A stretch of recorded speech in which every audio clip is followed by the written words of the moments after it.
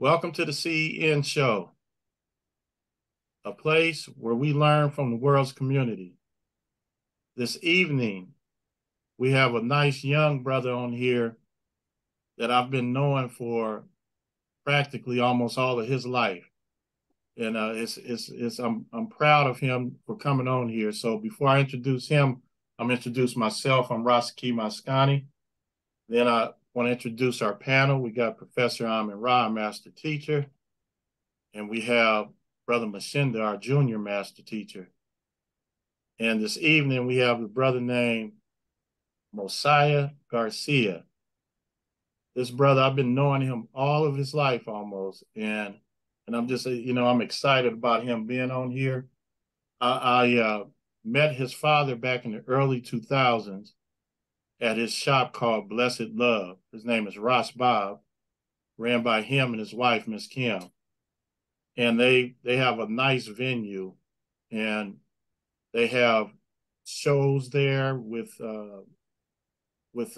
speakers coming around. Professor Amin Ross spoke when Umar Johnson came into town. You had the Irritated Genie. You had Phil Valentine and a host of other popular people in the lecture circuit back in that time, and they still on YouTube and doing good work. And it's in the shop. I used to get reggae from there. I used to get some real good reggae when I first started going there. And then they have nice mementos. It's cultural, it's Black. And every time I go there, we have good conversation with his dad, his mom.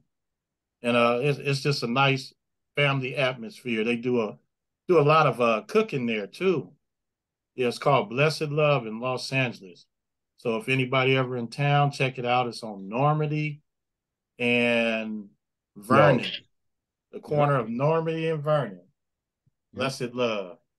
So uh, Brother Mosiah is Bob's son, and and uh, and I'm like, again, I'm just excited he's here, and so Mosiah, I want to ask you.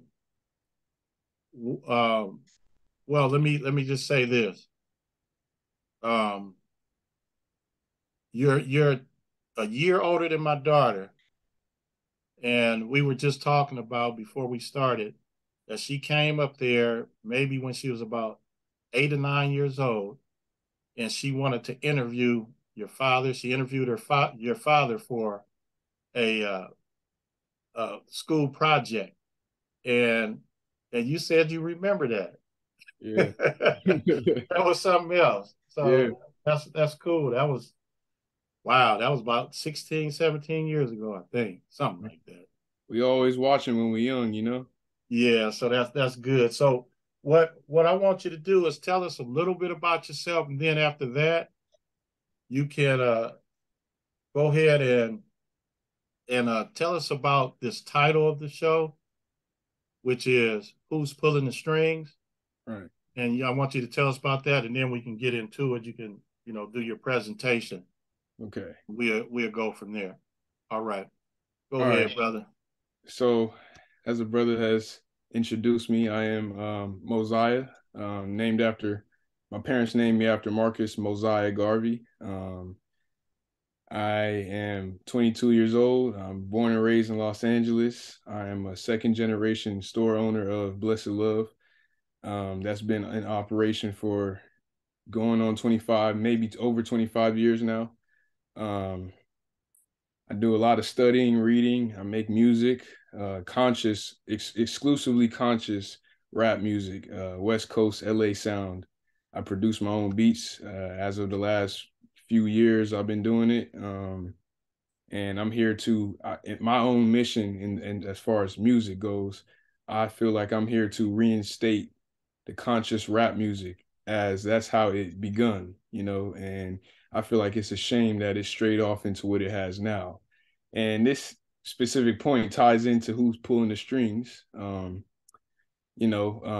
So, but in regards to that, yeah, I'm just here to, reinstate the message of, love and, motivation and, helping our people to see themselves in a higher light musically, because music is a very spiritual thing. And man, I feel like without music, I don't even think I feel like it. I know without music, the world would stop. I mean, music has gotten people through the hardest times. When breakups happen, people are able to resort to music of their choice to uplift them or help soothe them in their times of discomfort and agony. And, it's just such a powerful spiritual thing. But enough about the music. I'm a musician. I'm a scholar in my own right. I went to college for 1 year in South Carolina, and I let it go after realizing that it just wasn't for me, because I found a higher path of learning for myself. I put together my own curriculum that after I let go of college, and I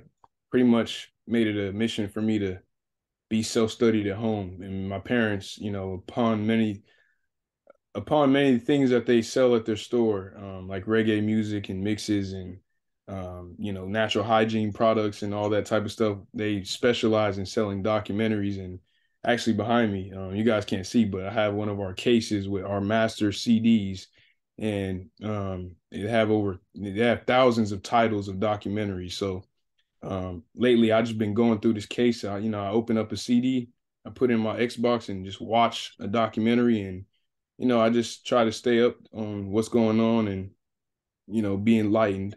And yeah, so I've been following my own curriculum for the last 2.5, maybe 3 years now. And I love it. And, I know this is something I wouldn't get in school. So I'm grateful for the path that I'm on. And, um, I just want to continue being the best person I can be. But that's a little bit about me. Um, And the title of the show, as brother mentioned, is "Who's Pulling the Strings." He asked me what I would like to call it, and yeah, there's a couple of things I wanted to talk about, but I felt like this is very important. Um, so, who's pulling the strings? There's a puppet, there's a puppet master behind the scene that the average Joe walking on the street just doesn't know about, and exposing these people can help us to move forward out of bondage, because we're still experiencing slavery. We're still in chattel slavery. We just don't have the chains around us, but we are very much still in chattel slavery. And the people who are pulling the strings have us in chattel slavery via the monetary system and many other things. But monetary system is mainly the vehicle they use to keep us in chattel slavery.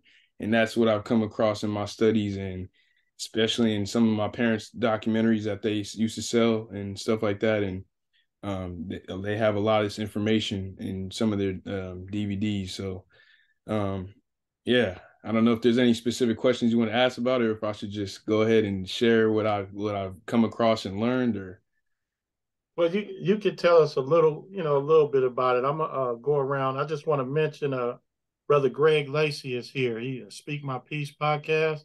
Welcome, brother Greg. How peace and you love. doing? How you doing? Doing Okay, good. Glad to see you here. So Yeah. yeah, said you can go ahead and highlight a few things you want to, that you've been learning. Go ahead. okay. Where should I start? Hmm. All right. So before I proceed, I just want to say I may touch on sensitive subjects, and I'm not here to ruffle any feathers of anyone on the panel. But the truth, according to what I believe is the truth and the information I've studied, can be considered controversial. And I know my brother here is, definitely a conductor of um, free speech, because otherwise you wouldn't have this platform. But let me just start with this point. So ever since, the pandemic, when it first started, I was in college, and right before the pandemic started, which was March 2020, that's when me and all my classmates in college, our college, I went to Benedict College, by the way, HBCU in South Carolina, Columbia, South Carolina. But we went on spring break. College released us for to go on spring break. So I went from South Carolina to Los Angeles, stayed there for a week, and the day of going back, I believe it, yeah, the day of going back, they told us to stay home because that's when the pandemic, first hit and all type of stuff was going on. So I didn't get to go back to school to go grab my stuff until the end of the semester, which was another 3, 4 months later down the line. So I stayed home unexpectedly. But during that time, I got a lot of, I had a lot of time to introspect and, study more about myself and just study more about, the world and have a bigger world view of, so I realized that during the pandemic, this was another power grab. And as history shows, I mean, this isn't the first scenario where something like this has happened, but for many people, I mean, my mom in her lifetime, she said that she's never experienced anything like this to this magnitude, as far as like, forcing vaccines on people and it being a global thing. And, so it's very interesting to see, but, looking through everything and being able to read between the lines of what's going on, I realized that the people who are behind this are it always happens to be a specific group of people, and um, they like to call you anti-Semitic for pointing it out, but um, it seems to be very apparent once you follow the money. And they like to say, all right, there's this guy on YouTube named Lex Friedman, and when he interviewed Kanye West after Kanye West went on his little, when he started, elaborating on what he was going through, um, he said, all right, well, why blame Jewish people? Why not go after the individual? And instantly, as he said that, as I was watching that podcast, I'm like, all right, well, let's do what you say. We'll go after the individual. And if we go after the individual who is perpetrating, just all this oppression and just power, exercising control over people. It seems to be that each individual happens to be a Zionist, and they, it's not a conspiracy theory. The owner of Pfizer is a Zionist. Larry Silverstein, the guy who owned the World Trade Center at the time of 9/11, Zionist. Everyone over the 9/11 case are Zionists. The guy who was over the over shipping the metal in regards to the World Trade Center, Zionist. Uh, I think one of the guys' name is Lowry. He owns all the Westfield malls, like in Century City, and Culver City, all those Westfield malls. He's the owner of that chain, and he also was involved in the privatization of the World Trade Center because prior to Larry Silverstein and those guys, that the World Trade Center was owned by the state. But they, the Zionists, they're part of the Israeli Mossad, but they became citizens of America or the United States, and they pretty much infiltrated the government by running for high positions of power and successfully obtaining those positions and then carrying out their own agenda.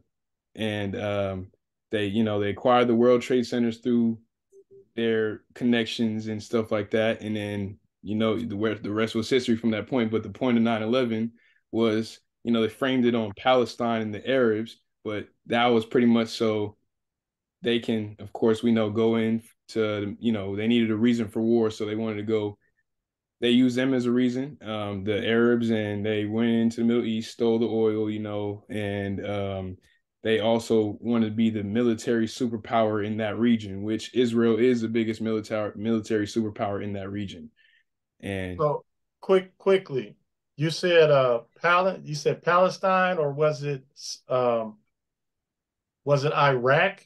I mean, who did they bomb or went to war with? Didn't they go after Saddam Hussein? you did, Oh, but like there's a documentary, hmm. I can't think of the name of the specific documentary, but I'll be sure to send you the link after. So, or I'll post a link in the chat if anyone wants to check it out. But when it first happened, I guess the day of 9/11, there was newscasters. They're like they were pretty much in the documentary. They show the news clip, but it's like, oh wow, these Palestinians seem to be rejoicing over the World Trade Center coming down, and in the documentary, the narrator was like, well, why Palestinians out of all people, but they did say Arabs, but they in one of those clips they mentioned specifically Palestinians. So um, it's like, how would you know they're Palestinian? If I mean, they're Arab, but how would you know they're Palestinian if you just off of first glance, you didn't get any background information on these people? Because just like us melanated people, we could, I mean, some melanated people have distinct features, and you could tell, okay, they're not from here. But a lot of us, we just look like melanated people, but you wouldn't know what specific part we're from. We just appear to be melanated, but these newscasters just immediately off the rip blamed it on Palestine. And we know what's going on in Israel and Palestine right now. But, so yeah, it was a war on the Middle East in general, but that's part of the region that they wanted to conquer, which was current day Palestine, which Israel is now gentrifying. So, yeah. Should I keep going or Okay, this is going to be all over the place. I just want to mention well, that. no, that's fine. I just let's go to another point because there's information about 911 that I'm not clear on. So, and I know I've watched a few documentaries about it, but go to another point, and then we'll start going around the panel. All right. So what's another? Okay. So a lot of people, some like a realization I had was a lot of people, they're like, oh, Jeff Bezos, he's the richest man in the world. I mean, he's probably the richest publicly known person in the world, but the Rothschilds have an estimated $500 trillion in their family net worth, if not more, which is enough to clothe and feed every human being on Earth, as well as house them and provide a car for them, a nice, luxurious car. And, you know, um, these people are I mean, Jeff Bezos can't be the richest man in the world when someone like the Rothschilds and their family own the whole central banking dynasty all of Europe, as well as here in America. The Federal Reserve Bank is owned by the Rothschilds because the men who went to Jekyll Island to institute the Federal Reserve, these were a lot of them were agents of the Rothschilds, like Jacob Schiff and Paul Warburg. These guys were all Zionists as well, but these guys were um, specifically Paul Warburg was an agent and a right hand man to the Rothschilds, and he was responsible for pretty much putting a central bank here in America when the Constitution prohibits that, because I mean you're going to face homelessness and severe poverty if there is a central bank in our land, which a lot of our people are facing. But my point about the Rothschilds being the richest family is just to pretty much, I brought that up because I realized that a lot of people say things like, oh yeah, Bill Gates, richest man in the world, or Jeff Bezos, richest man in the world, but they don't know about families like the Rothschilds, which are Jewish. And they even have a street in Israel named after them because they're funding Israel. The construction of Israel is greatly funded by the Rothschilds and people like George Soros, who owns Black Lives Matter and all these other organizations. These they're funded by people like them, but these are the richest people in the world, and it's Jeff Bezos and them don't have nothing on the Rothschilds. So that was just a realization I had. Me and my brother were joking about that. We're like, wow, they like to say Jeff Bezos is the richest person in the world, but what about the Rothschilds? They own the banks that Jeff Bezos runs his money through. So it's like, just had a little realization about that not too long ago. Back to Interesting, the stream. interesting. Yeah, who's pulling the strings? Okay, so I'm gonna go to brother Greg. Brother Greg. How y'all doing? First Okay. of all, I want to commend you on just the doing the educating yourself. Like I'm educated. I graduated from a private university. Um, have done all that, but most of my knowledge that has helped me in life has been knowledge that I found reading a book or watching a documentary or just doing some type of self-education myself. And a lot of that was just something that I picked up just being a follower and being somebody who is very high on Malcolm X. One of the biggest reasons that I'm even just a fan of just who the man of Malcolm X was, I feel like he's a textbook story, or I say the picture of what it's like to have a second chance and do right by that. For him to, go through most of his young adult life and be a certain person, and then to transform to a different person, to the person who the world grew to know, and have that impact on people such as me, who was born 30 years after he was assassinated, and still be able to, have that impact to and encouragement to, have that self-education and self-knowledge. So despite me being educated, I also gained a lot of knowledge from just being self-educated as well, because of just the teachings and the learnings that I studied from, Malcolm X and the knowledge that he gained. And I know, like, a lot of the topic that you're speaking about was a lot all over the place, but for me, I think the answer with that, I agree with a lot of it, but to sum it all up, it's capitalism. I work in media. I'm a media strategist for a big company, so I do a lot of like planning for TV buys. I do a lot of planning for digital buys, whether that's on social media, whether that's on digital networks or digital websites, wherever the case it may be. So I do a lot of the planning behind that. And the reason why I say the answer to all that is capitalism is because, like you said, if you look at the biggest networks, and we're speaking about TV networks, a lot of the messages that spew to younger generations, it comes from TV, even though TV is not as prevalent for the younger generations now as it was for me. I'm 30 years old, or people who before me that, were in front of the TVs, especially like on the weekends and stuff and after school.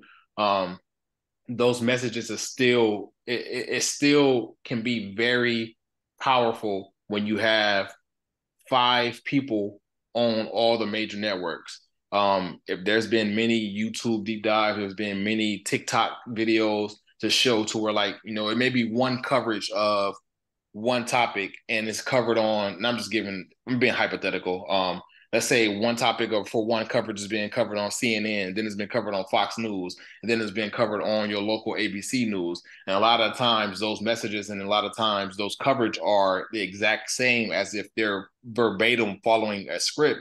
And the reason for that is because there's someone who has X amount of dollars of net worth is pushing certain messages, and then it's appearing on the same networks. And it's not even just with TV, it goes on beyond that. But I think, as the saying goes, money talks. When you have a certain amount of wealth, you can control the narrative, you can push certain narratives, you can push certain things on certain people, because who's going to tell you no?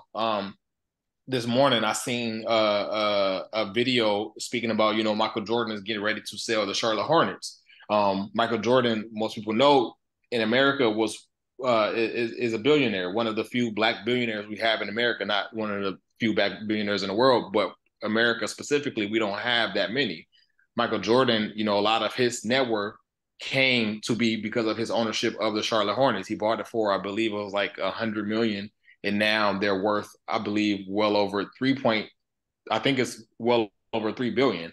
And a lot of that, his net worth is attributed to the success of the Hornets, even though they haven't done well. But the fact that he's on that team for so long and he gained so much money, he's been able to build up his network. The reason why I bring up Michael Jordan is because there's this video going on, and I don't know if it's true. I haven't done any deep dives in it, but I saw it, and it was interesting to me that there's these Jewish business partners from Chicago who I believe that he knows or he's close friends with. He lost a bet to one of them. The one he lost a bet to was in debt with another one. And so in order to get back that debt, or in order to pay back that debt, he had to end up selling the team so that it doesn't trickle down and affect his net worth so much. And so that was an interesting deep dive, but you see it in so much, especially in media, to where these people who have this unimaginable wealth, they own these companies, and they push narratives, and they own certain properties. Someone can be worth X billion dollars, and he's going to own TV station networks. He's going to own the radio. He's going to own newspaper. And when you have that much coverage and you have that widespread power, you can control whatever you want to. So, to answer your question about, who's pulling the strings, it's the wealthy. America in today, and large part for most America's history, has been built on capitalism. And we're going to continue to see that type of reign happen, where it's just like, if you got money, You can control narratives. You can control the direction the country is going. You can control the national politicians. And I think that's why, the importance of, building up things locally is important, because a lot of times, we see certain things like that, and it's just like all of that is money. But there are people who are putting their foot on the ground in these communities that we cohabitate in, that are trying to make changes, that are, don't have $1 billion, don't have $1 million, but they're trying to create funding so that they can create, at the school programs for our cousins, our nieces and nephews, our siblings, so that they can create resources and have these gyms and these playgrounds and everything up to date so that they have those resources. So great question. But yeah, I think, who's pulling the strings is definitely the billion and trillionaires, especially in America. Very true. Very true. Right. Thanks for that, Brother Greg. Okay, Brother Mashinda. Yeah, good evening, brothers. Yeah, I'm here. Can you hear me? Sure. Yeah, like the brother just said, I like to, some breath of fresh air to hear young brothers, you know, pursuing conscious mind, you know, disseminating uh, not only conscious information, but very pertinent and very critical information. Uh, something to pay attention to. So I'm just vibing off of that. The fact that um, I work with young people every day. I work in post secondary, and of course that's traditional school, but it's a outlet for or a it's an area where coming from the streets, talking about the particular the clientele that I deal with. We're dealing with a lot of underdogs, people that are up against the wall, people that were without this kind of consciousness, and I kind of not only agree, but I kind of reminisce with the times when I was young and was listening to documentaries and DVDs and going to conferences and exploring, a higher consciousness in terms of what's really going on, and so to hear a 22-year-old brother, recite some of the things that he's talking about, that tells me, that's, that it's like I say, he's not, not so much grandstanding, but more or less to be able to break down uh, the understanding, I can appreciate that. My question to the brother, Mosiah, is, as far as your peers, the people that are your colleagues, people that are 20 years old, 22, 23, what's your prognosis on them? I'm talking about overall. I'm not, we can't save the world, but, share some of your experiences with the people your age that you've been talking to or you've been reaching out to. Have you been getting any kind of positive responses, or as far as what you've been blessed with to be able to articulate the information that you talk about, in terms of creative enough to be able to communicate and reach the ones that are your age? Because in my experience, of course, I'm a little older than you, of course, and so therefore, but I still have the ability to reach. I have a range to reach people younger, older.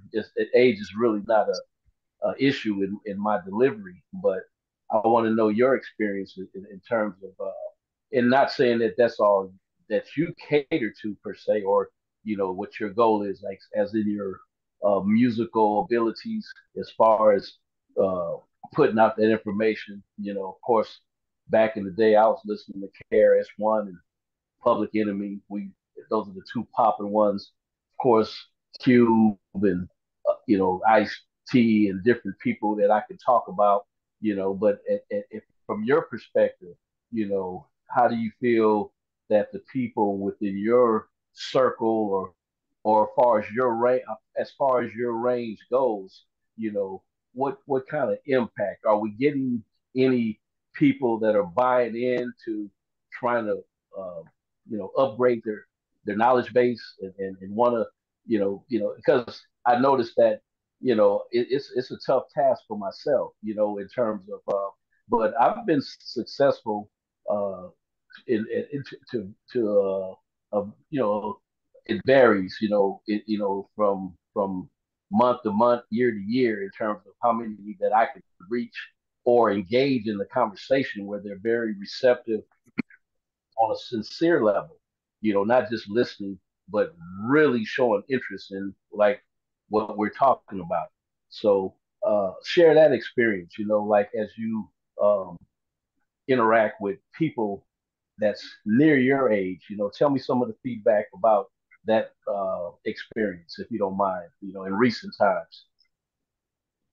Um, oh man, I'm glad you brought this point up because I mean this is really okay. Well, I started making music because I started making music in the end of 2018. Uh, and I was and that was the end of 11th grade, me going into 12th grade. And my first song that I like dropped, pretty much I didn't even tell nobody at school, but it just somehow everybody found out I started making music. And I'm like, oh wow, like that's cool. You guys know. So and it was like, I knew it was different because from the first from the first songs I started to write, from everything I have currently out right now to everything I have, that's unreleased. Um, I don't cuss in any of my music. I don't downgrade our women or refer to us in derogatory terms. I, always put uplifting messages in there, motivational messages, and things that resonate with higher people on a higher plane of thinking. And and if they aren't on that plane of thinking, it's planting the seed. But really my tool, well, I started making music because I wanted to hear stuff that I didn't hear people talking about. So I'm like, you know what? The beats, man, they hard, but I can't wake up and meditate to it, or I can't, start my morning right with this type of music. The beats hard, the instrumental, like it goes, man, it's crazy, but what they talking about just don't align with what, with how I was raised and all this type of stuff. So I'm like, it's perfect time for me to get in the game in my own right and start talking about what I know I should be hearing. So I'm like, I took it upon myself to talk about everything I wanted to hear, and on top of that, make it a note to self. So a lot of time when I put messages in my music, it really is a note to self because I play it back in my own time, and I self motivate. But for my peers, I know this is a great way to reach them. And on top of that, I'm of the my little I have like my saying about this is that when they cut my music on, I could be nowhere around, but it's a one-sided conversation. They don't get to ask me questions about what I'm saying when they're listening to me because it's a continuous flow, like they can't say they disagree with me. If they do disagree with me, they could just turn it off. But if they're listening to me constantly for 3+ minutes and they're hearing everything I say without any interruption in what I'm saying, and I get to convey a message in the way that I specifically want to articulate it for that specific song. So I feel like it's a very, the power, like I said, the power of music is extremely powerful because something I think my brother was saying to me is that if it wasn't my brother, it was somebody else, but I believe it was my little brother, Makai. He was saying to me that, once upon a time, music was only for noble people, like, the poor people, the serfs and the peasants, they didn't get to play music. This is only for people of a higher status. And that was really because, people on the higher status, they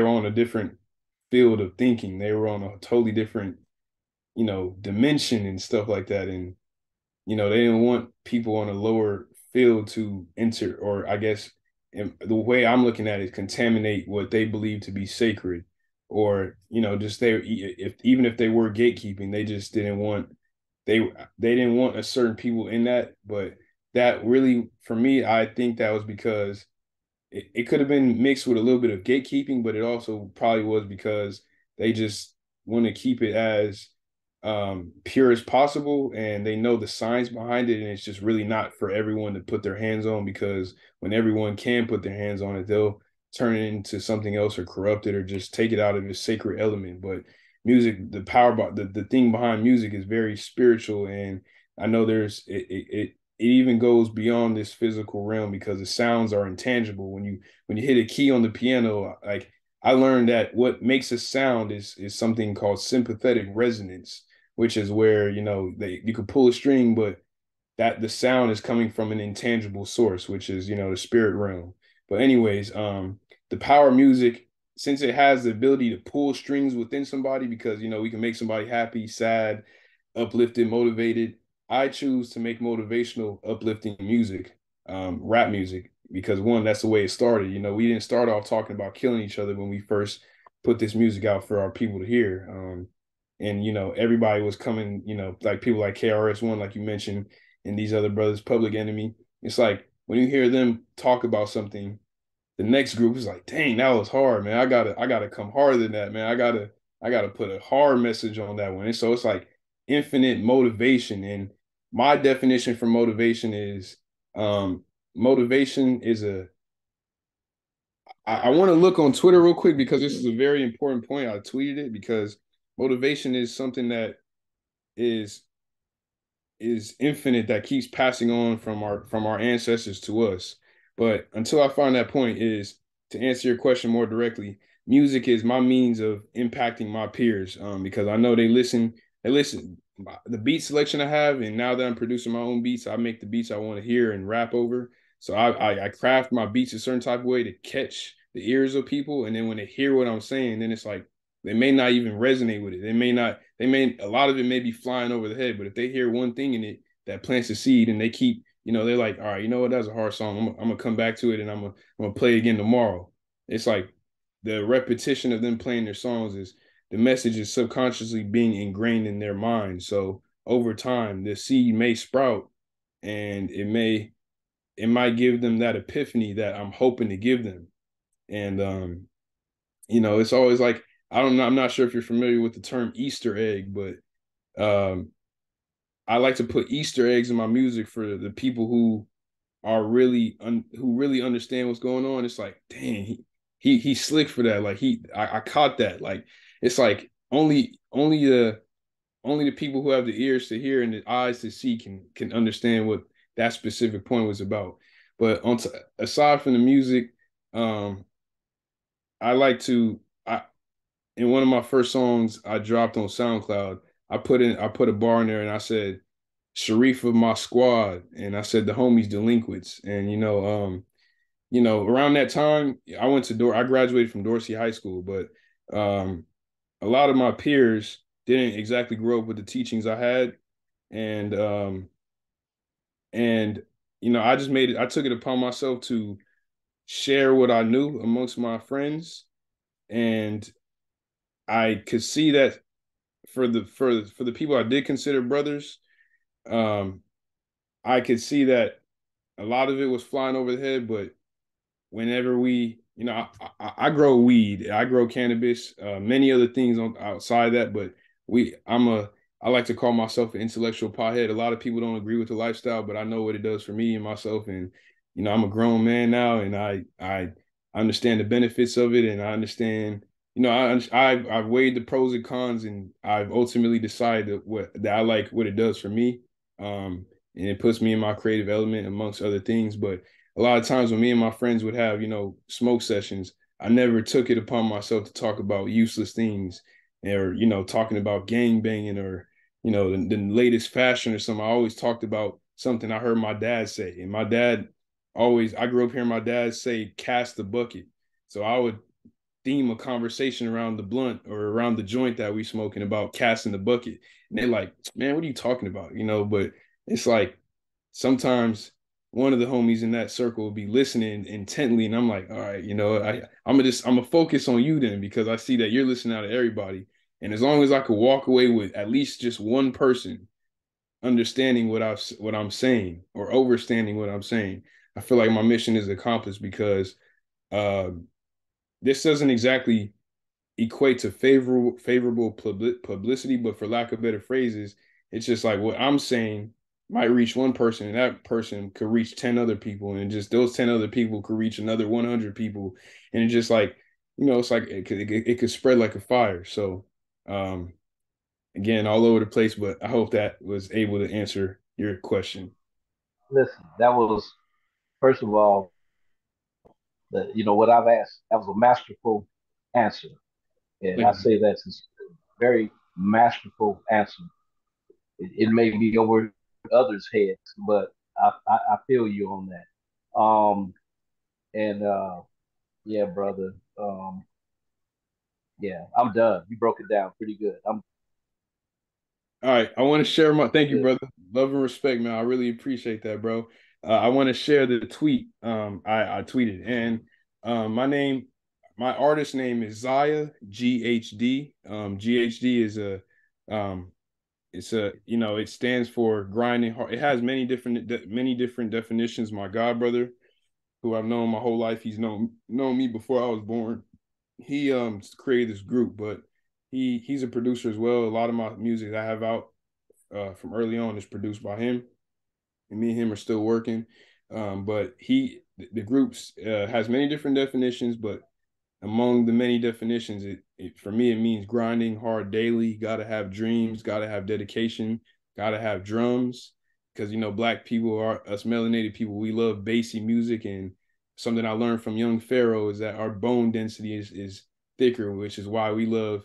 I mean, I have more verification doing this, but just based off me hearing that, I just knew it made sense. But we like that bassy music because our bone density and our structure is thicker than the other races of people. So this is why we such a base oriented people from wherever we are. Like it just gotta have the base, but gotta have drums, gotta have dedication, gotta have dreams.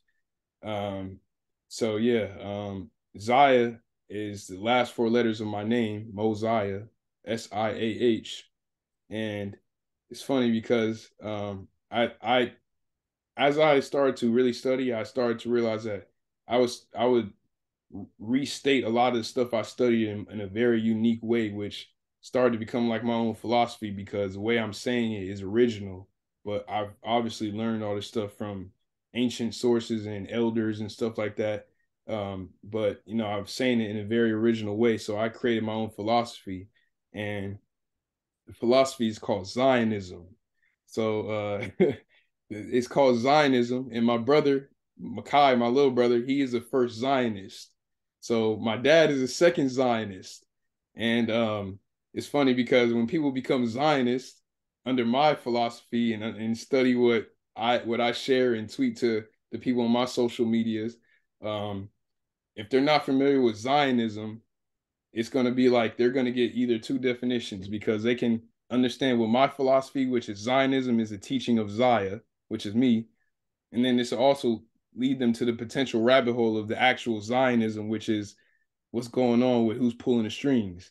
So I like that name for myself because it's like they can go down the rabbit hole in either way. They can go down the rabbit hole with what I have shared with in terms of um, the knowledge and information I've came across and what I shared to my people. And when they look that up, they could also come across Zionism, which is the cabal, the people who run the world. These are, Zionists. Overwhelmingly, it seems to be like they're Zionists. But anyways, something from Zionism, which is a philosophy of Zaya, is I said inspiration is an ancestral thing passing on from generation to generation.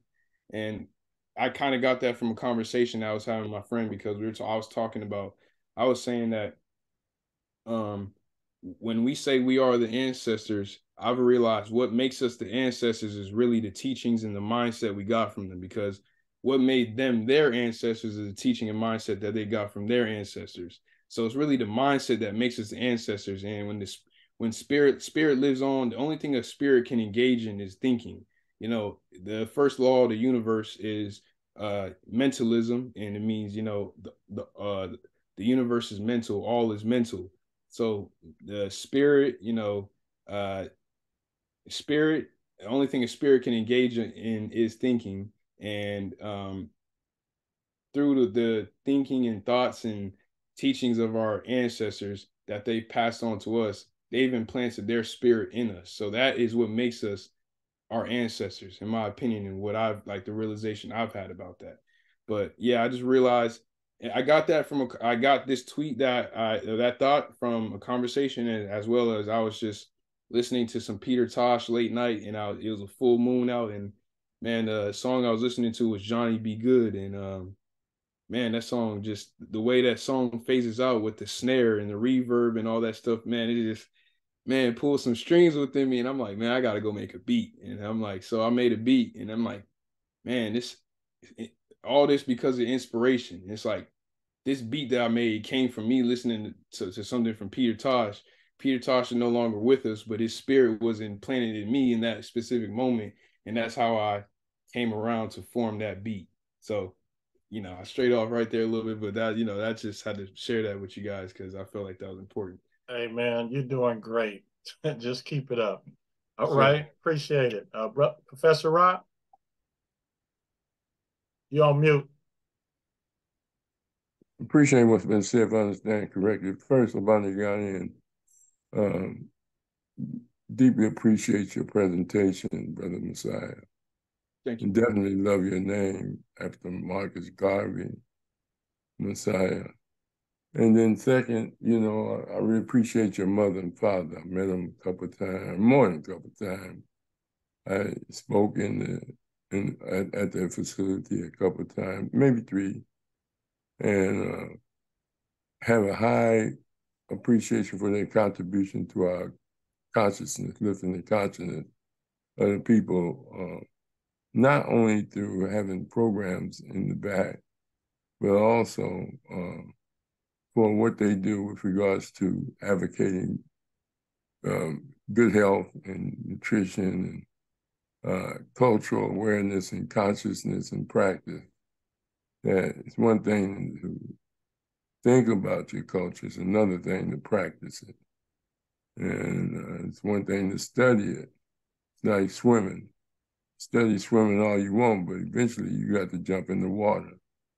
And, we're in a serious struggle in pursuit of knowledge. And as Machinda said, and the other brother that left after his presentation, we appreciate young people that have a unique perspective of life. And may it be because of your appreciation of Ganji, and it helps you get deep into thought and concentration and your ability to write music and write messages. And, like we believe, like Gil Scott said, if the music don't have a message in it, it should be an instrumental. And I always appreciate that. Just a couple of questions, though. When we dealing with our people, and you say that you're trying to lift their consciousness, and when y'all was having y'all group together and y'all was indulging in stimulants through smoking, you say if you caught one of them, you would deal with it.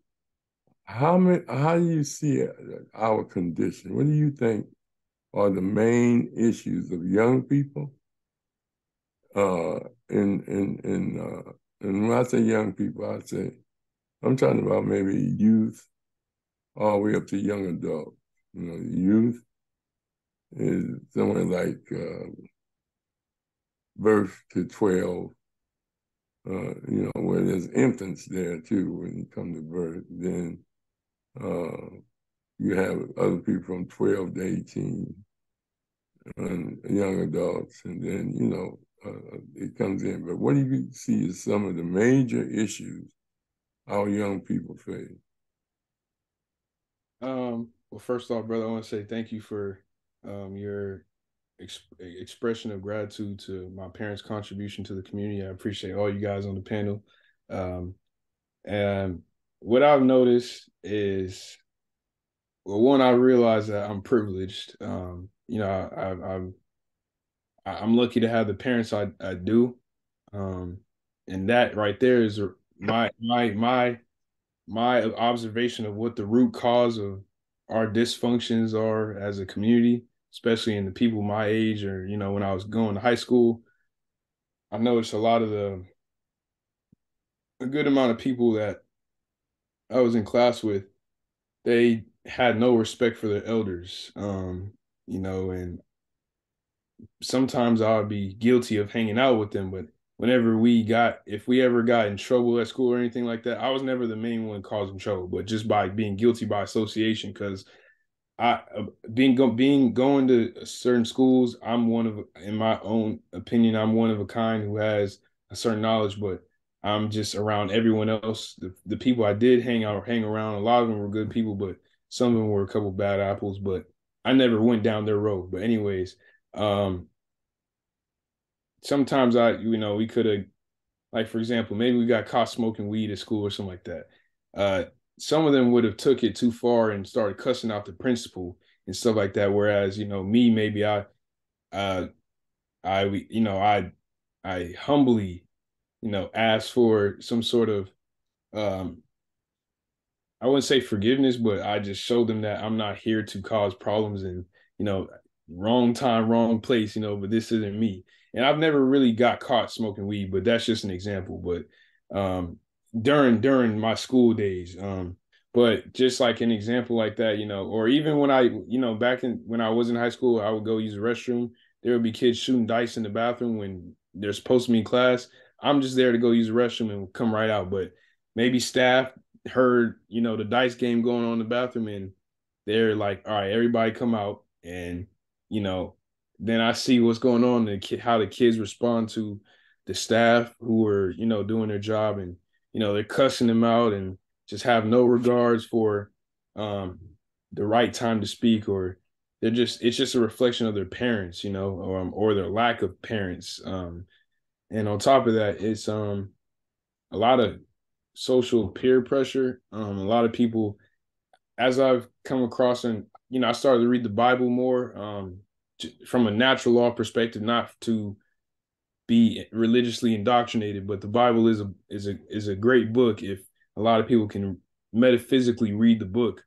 Um, so I've been reading it consciously as a grown person now, and um, I've come to understand things about like the seven deadly sins, and I've realized that society itself is actually structured around the seven deadly sins, and we can see this in the music that people my age and even people older than me might listen to, but specifically people my age, they're listening to lustful, vain, I mean, music with vain messages and things about just guilty music. But all the seven deadly sins can be found in that music. Even outside that, just the movies, the fashion, all this stuff is just based around the seven deadly sins in my observation. And when it's based around those seven deadly sins, and especially when people don't know what the seven deadly sins are, they're likely to fall victim to them. And therefore, I've come to understand that the term sin just means disconnection from source. So when people are falling victim to the peer pressures of society, and the peer pressures of society happen to be based around the seven deadly sins, they're disconnecting themselves from their direct connection with God. And therefore, they're being stuck in the physical realm and being made property and slaves and people with the acting in the lowest form of humanity.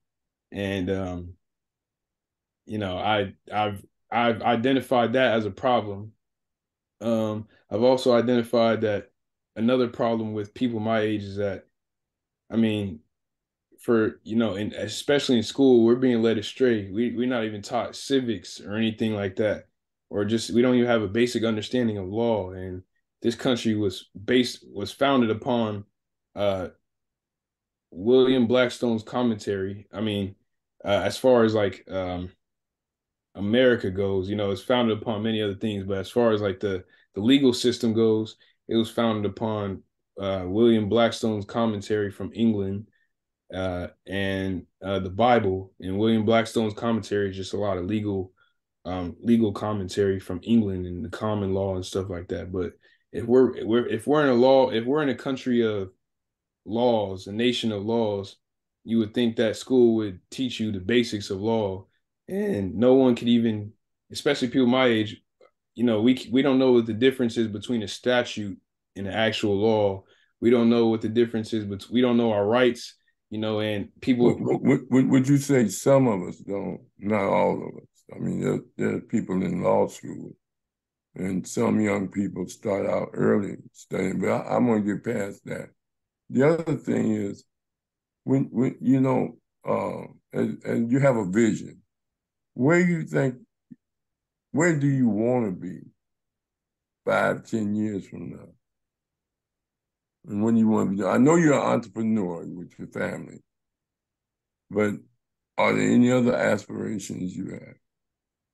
Well, music is the main thing. Music and just media in general. I mean, I write a lot of short stories, and I'm an author in my own right. I just creatively sometimes just write short stories, and I base my short stories around his. It could be purely historical, and then it could be historical fiction, where I write stories and I place some of our ancestors from different time periods within the same time period and make them get together, just like the Marvel and the DC universe. I mean, and all these, when the Power Rangers get together and all the Power Rangers get together and they do great things, I might do that with some of our ancestors, and that historically didn't take place, but it's a cool thing to write out and just be creative with. And so yeah, I mean, media in general, music, I mean, Yeah, movies but essentially. that's something you'll do even if you're a professional. But from the standpoint of where would you be, and do you have a bag of plan? You're already an entrepreneur, and you write, so you're a writer. You focus on lyrics that you think will relift the consciousness of the people. That is a struggle to break into the industry and be able to communicate to the people through the mass media. Okay, I mean, go ahead. okay, so I hear what you're saying, and I've fully thought about these things because it is a reality. But however, um, on the flip side of this, even though a lot of my peers are asleep, this is now the age of Aquarius, and I've started to realize that a lot of people my age are also waking up too. And now it is slightly becoming, I don't want to say a trend, but people are starting to come around to a lot of things that have been known.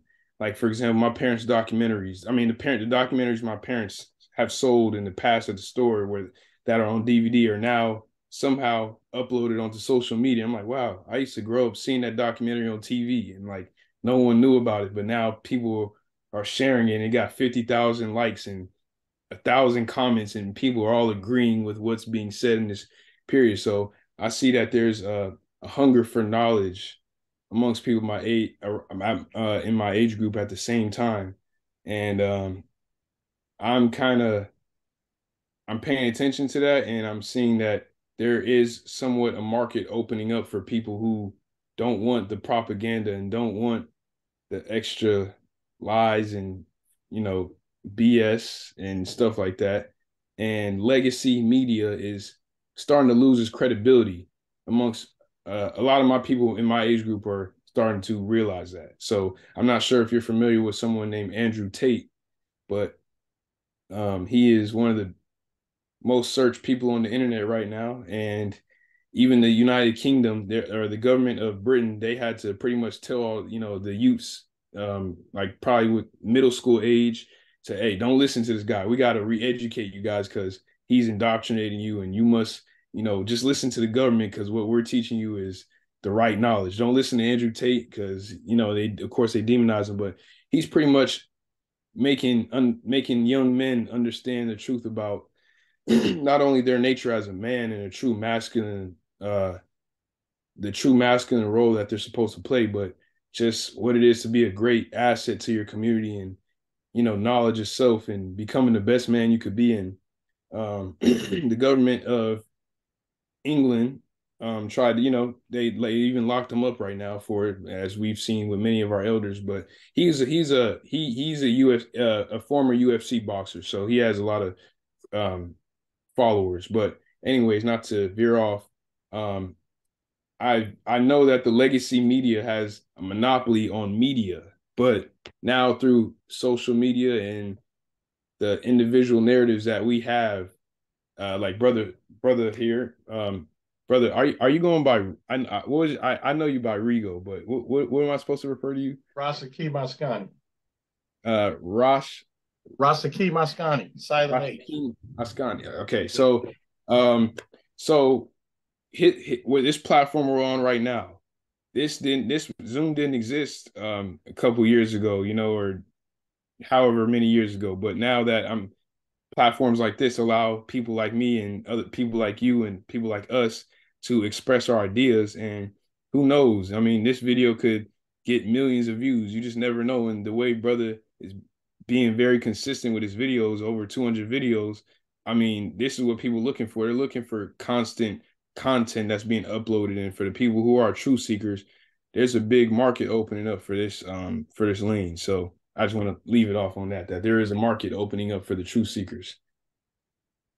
Okay. You're right. Do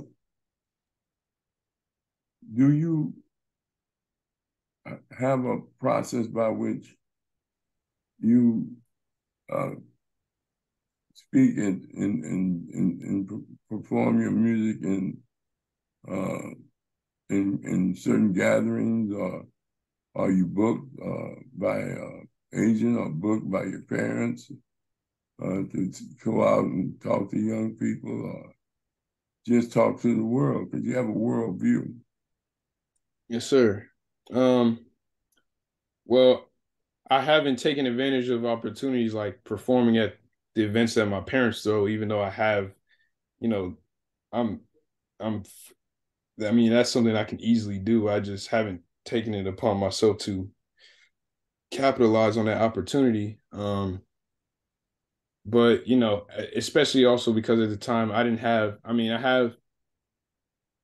my music is very lyrical, and at the rate I'm flowing, I want to make, I try to make music fit for the performing scene where people can kind of digest what I'm saying, because a lot of the music I have out is kind of like rapid fire lyricism. So um, I don't want to say the average person can't catch it, but I like to craft my music when I am performing for to be a little bit more digestible for the people who are just there in the moment. But anyways, the last Dr. Umar event that we threw at the store, I was thinking about performing because I'm not sure if you guys know Baba Easy Oku from Lamert Park, but I was telling him I wanted to perform at the event, and he's like, "Man, you better go ahead and do it, man." But I just had a lot of things on my plate at that time, and I just wasn't like, I'm like, man, I'm kind of stressed out from putting this event together, so now is not the best time. But in the future, at the events we plan to throw, I plan to perform and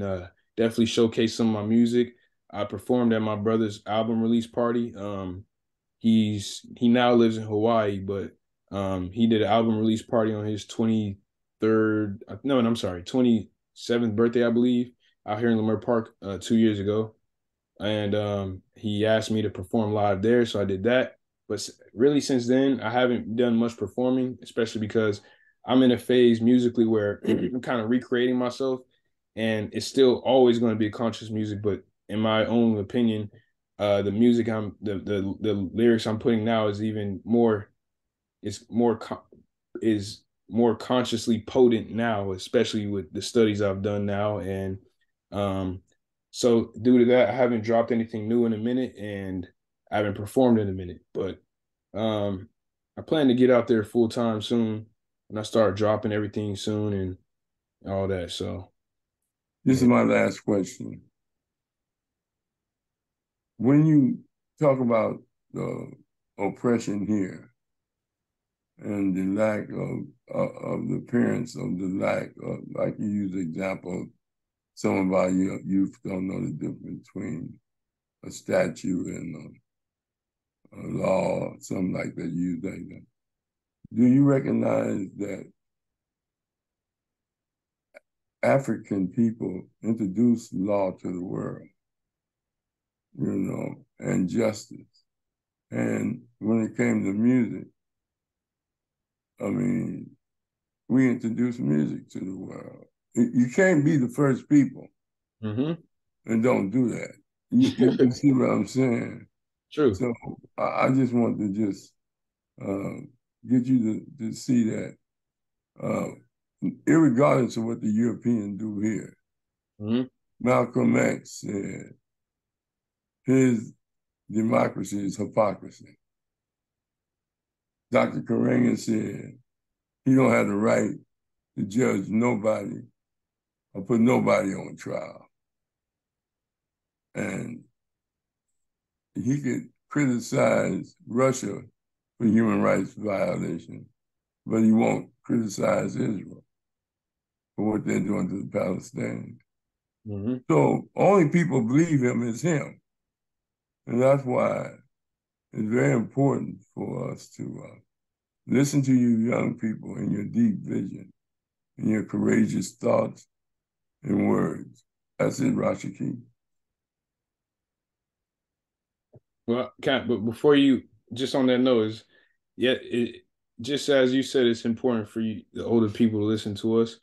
Like KRS, as you said that, something, a clip I saw from KRS-One popped up in my mind where she was explaining that, the elders need us and we need the elders. So it's a healthy balance of us needing each other to get each other through to the other side of what we're trying to accomplish. So, we can't do without the elders, because the elders are the reason why I speak the way I do. And through the very many, the many reference points of studies I come across from the initial studies that they've given me, I've been able to expand on what they taught me, and therefore bring back new information or things that have not been commonly known, and share with them based off what I've learned from them. So just want to say that, you guys know it already, but it's equally as important for us to, adhere to the word of our elders. My mom always say, there's the difference between old fools and elders. And I found that to be very true. So yeah, it's very we must pay attention to our elders, listen to them, actively listen to you guys, and understand that you guys have experienced a lot of stuff, and really your experiences are what put us forward. So that, because you guys have, a lot of our elders have already paid the price for things that we don't need to be paying for again, as in my generation and stuff. So yeah. Okay. Very good. All right, Brother Joe. Yeah, appreciating what I've heard, although I tuned in late. It's a breath of fresh air to hear some of the comments that the young brother made regarding the age of Aquarius. Really appreciate that, because we need this information, and your age group definitely needs it. I can also identify with the creativity that the cannabis consumption can put you in. I remember coming up with many programs, me and another brother of mine, while we were indulging, and as we analyzed the problems in schools and with kids with testing and reading ability and that sort of thing, we came up with several dynamic programs while we were in that creative state. Also, during my coaching time, I would come up with things as I would be watering my lawn, indulging, and it just puts you in a state of creativity, which I understand and appreciate. I tuned in late on, I don't know what pulling the strings was referring to, but I suppose you were talking about the hidden hand and those Zionists and the powers that be. I'm assuming that's what you were talking about. Yes, Yeah. Anyway, I was at one of my ball players. We had his funeral service today, And, I saw about 15 guys I used to coach and teach and whatnot, girls. And, people have gotten older and, I didn't recognize a whole lot of them because it's been years since I've seen them. They're men now. Mm-hmm. So, one of them came and shake my hand. And I was like, "Who are you, man?" I don't remember. He told me his name, and I still don't remember. He gave an incident where I was teaching my PE class, and I had a girl in my class, and he was trying to punk her, and she wouldn't be punked, and he just jumped on her, and started beating her, and I ran over there and tackled him and knocked him to the ground, and I'm going off on him, and that's how he got me to remember who he was. And he said, "Man, I really appreciate you knocking me on my butt at that time because it really opened my eyes later on about life and this and that and the other." So uh, I experienced a lot of that today with some of them. Uh, it was kind of uplifting. I hated the situation you had to meet under. Maybe if that other brother whose service I was attending, if he was getting information and waking up like it seemed that you had with your parents, maybe we wouldn't have been there today for that.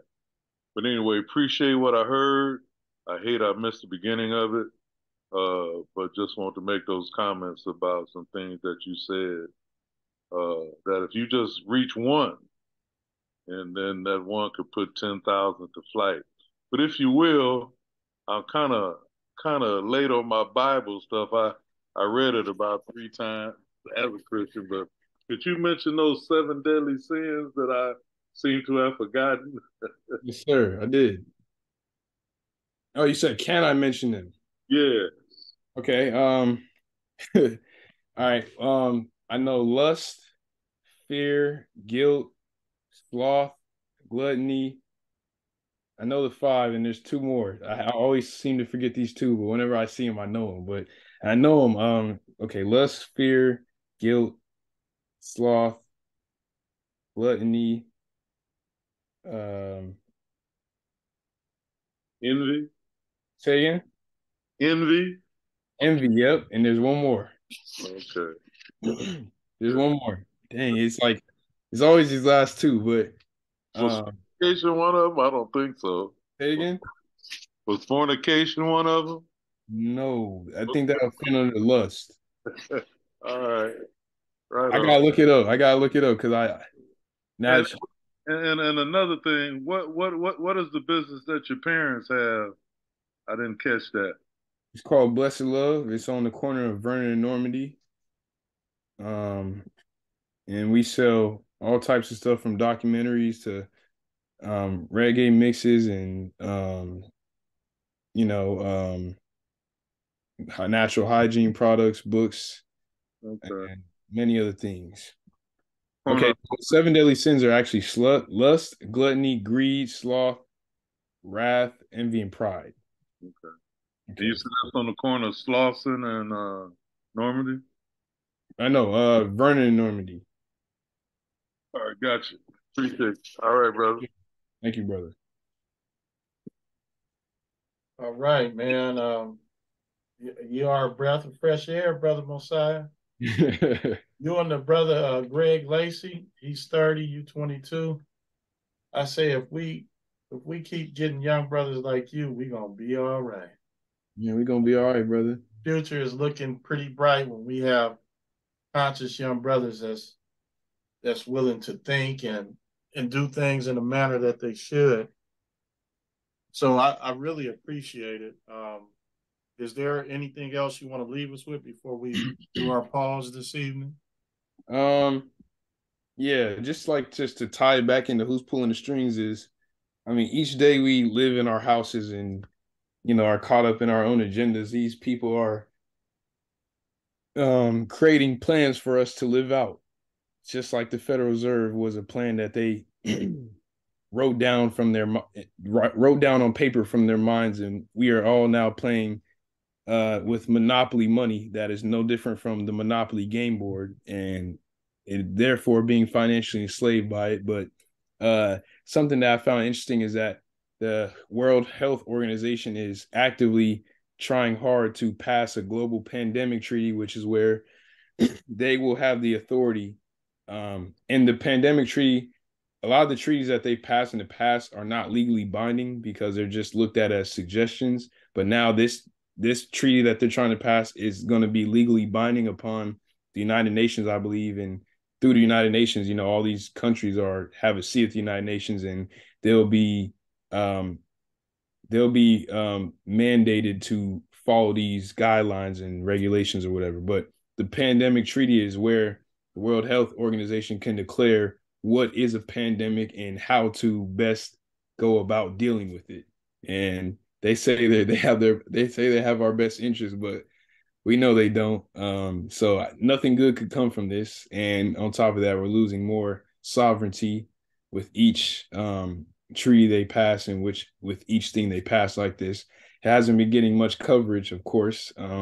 But before we know it, we'll look up and see that Agenda 2030 from the World Economic Forum and things like this global pandemic treaty will be passed and right in front of our faces. And by that time, I don't want to say it'll be too late to do anything, but um, it'll be very hard to combat what's coming our way when it is right in front of us. So the more we can be aware of things like this, that they're passing as we sleep, and the plans that they're drafting up while we're living our everyday life, it's important that we know about these things because, once again, the families like the Rothschilds, the Rockefellers, the Warburgs, the Schiffs, and these families like that, this is stuff that they don't want us to know about.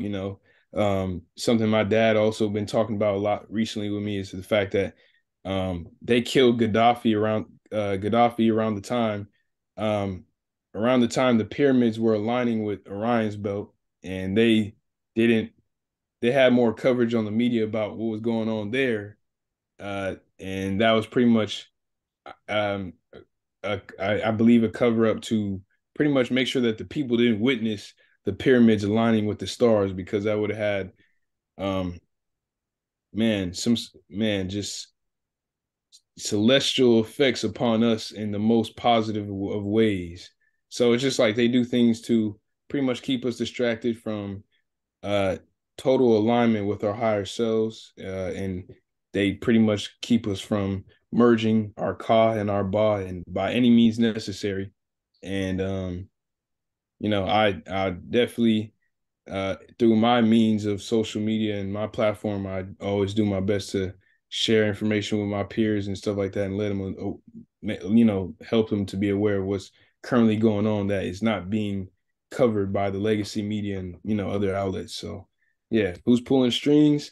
A lot of us have a lot to investigate on that question, in general, because these people indirectly reign over us, and a lot of us see that, all right, well, he's not directly touching me right now, so he can't have any effect on me. But that exact mindset is how, or I would say ignorance is what they prey on for us to be under their control. So the less ignorant we are about much stuff, the less control they have, and therefore their plans seem to disappear.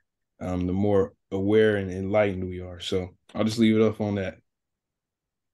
All right, that's excellent. Uh, when I listen to Neely Fuller Jr.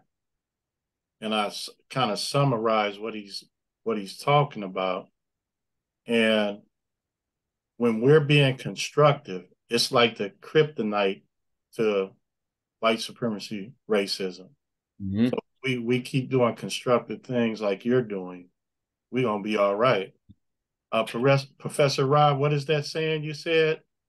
You may not be at war, but we're in a war. What's that saying?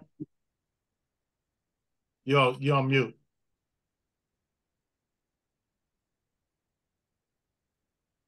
With regard to what issue?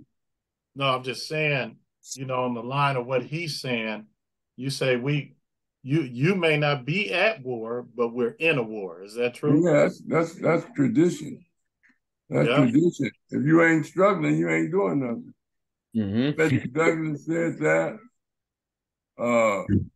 President Douglas said that. Mosiah, Marcus Garvey, anybody conscious, Malcolm, You got to stop singing and start swinging. Mm-hmm. And the struggle is within and without. We struggle for our freedom and cultural consciousness from within, and we struggle for political justice and originality. If we practice our own culture, we wouldn't even violate none of the laws of the Europeans. Mm-hmm. You know, I mean, we just practice our own culture. Mm-hmm. And that's the theologizing of who we are as a people, having the highest and utmost respect for each other. You know, I mean, not everybody's going to do it, but a significant number could. Buy African garments, buy shops like his mother and father shop there instead of the European mall that he was talking about, that white man owned. Right there is consciousness. You know, you have to choose to be African because you're American by habit. Mm-hmm. You know, and it's addicting for people who refuse. See, there's a difference between people not knowing and people refusing to learn and don't want to learn because they are comfortable in their oppression. Mm. You know, and the European gives them incentives, you know, give them fees, give them money and favor and recognition. I mean, look at these Negroes in the Republican Party. You know, I mean, just like they buying them judges that you hear about, they buy them. We've always had collaborators with the oppressor. You know, it was a cop on stage when Malcolm was assassinated. They spied on King. And, you know, they get black politicians on trumped up charges. And our people believe them. Man, you'd be surprised at the black people on jury finding black people guilty of frivolous stuff. Mm-hmm. Man, it's unconsciousness. But I see us still got the guys surrounded from our standpoint. When I'm in my world, I'm victorious. I don't even think about the European world and what all he's doing. I think about what we doing. You understand? And to combat it, like Brother Mosiah comes from a parent that taught him resistance, gave him the mentality. Man, you know, they conclude I don't have to go through the school stuff. I go home, be an entrepreneur, figure out a way to get a message to the people, and you know, open a sale so I can reproduce. You know, I ain't trying to get with Sony or yeah, but you know, he talked about who's on in the new network. I'm hoping that they finalize Tyler Perry purchase of BET and VH1. James Brown owned TV station back in the South, in New Orleans stuff. We've had black people that have radio stations and networks. Stevie Wonder have KJLA, you know, but they struggle to stay on the air because they need sponsors, you know, and advertising. But what Mosiah is taking us to another level of spirituality and consciousness that he's trying to cultivate, not just to the young, but to the older people too. And he's, you know, it's hard work. It's a hard work. You know, when people have been traumatized like our people, like some of our people, to come out of it. But he's doing a good job. Thank you, brother. You know, just real quick on that point is I don't even like when I get opportunities like this, I speak and share what I know. But a lot of times when I'm in public settings, man, these people, I bet they don't even know I know half of what I know because I don't open my mouth to even speak about this stuff. Because I mean, like my dad, when I talk about this, my dad just tells me what he came across in the Bible is that they said the preaching of the gospel is over, pretty much meaning that whoever don't have the eyes to hear, I mean eyes to see and ears to hear, man, don't waste your time trying to overkill and overshare with them because you're probably wasting your own breath doing that. So when I go in social settings, I do what I'm there to do and nothing more. I don't even try to, unless I hear somebody that I know is enlightened by what they're saying. If I can tell within their speech that they're speaking on something substantial, then I might chime in. But half the time, I don't even bring this stuff up as much as I used to around people because a lot of people are ignorant. A lot of people don't want to hear you out, or even in many cases, and I greatly appreciate you brothers for this, is that a lot of older people like to wave younger people off because of their age and like to discount what they may know because of their age. So these are all factors of why I just I observe more than I speak, especially now in social settings. And um, you know, when I get opportunities like this, I make sure to just share what I know. So yeah, once again, I appreciate you guys. Hey, we appreciate you. You are a sight for sore eyes and weary ears.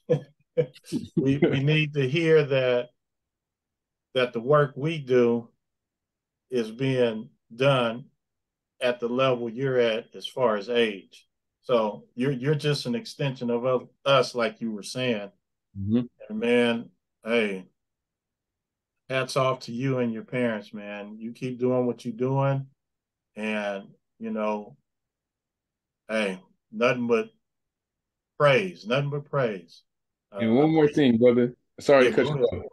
But when you Go came ahead. to pick up that CMOS that time, like my dad was like, the brothers coming to pick it up. And I didn't know who it was. I just knew it was somebody my dad knew. And I'm like, all right, I don't know who it is. And I spoke to you on the phone before you came. I didn't recognize your voice, but when you pulled up in the drive, I'm like, dang, I remember you, man. Like I remember seeing you in our store all the time, when I was younger. So it's like it just wow, just it was just what a treat for me to see you because the store hasn't been open as much lately, but we plan to, soon. I'm planning a re-grand opening, so we'll be open full time sometime in the future. We just organizing some stuff, but um, yeah, it was real cool seeing you because you used to have locks, right? Yes, sir. Yeah, so I'm like, man, that was crazy, man. And when you were playing Vaughn Benjamin, I literally just came out the house from playing Vaughn Benjamin, and I'm like, dang, Hey, what a connection, man. So you yeah. talking about you talking about Bob Marley and then Von Benjamin. That's the Mm-hmm. order. Yeah, man. You on mute, Rock. Oh, you're not talking to us. He on the phone. Okay, so Brother Messiah, still please stay on. I need to ask you something. Okay. So this has been a treat, more than a treat for me because I didn't expect all of this, and it's a wonderful thing, and I'm excited about your future and our future. So keep doing the great work, brother. I appreciate it, and definitely want you to come back. Matter of fact, when you do the grand opening, if you want to do a show before that, just let me know. Yes, sir. Will Yeah, do. we could do what we could do to help you with that. Yes, sir, big But brother. next week we have our one of our team members is coming back on, Miss J Dub, and she's gonna give us a lead us in meditation. So we're gonna do some meditating on here next Wednesday. Okay. And then Professor Rob, we got Doctor your daughter coming on, Doctor. What's her name? Cherie Montgomery. Okay, and the topic is dealing with mental illness. mental illness. Wonderful. Yeah, that's the arena that we're in right now. We're in major mental illness, so we need to we need Mhm. to hear as much as we can about that. So Each one teach one in Conscious Corner. Everybody have a good week, evening, and we're going to take our pause.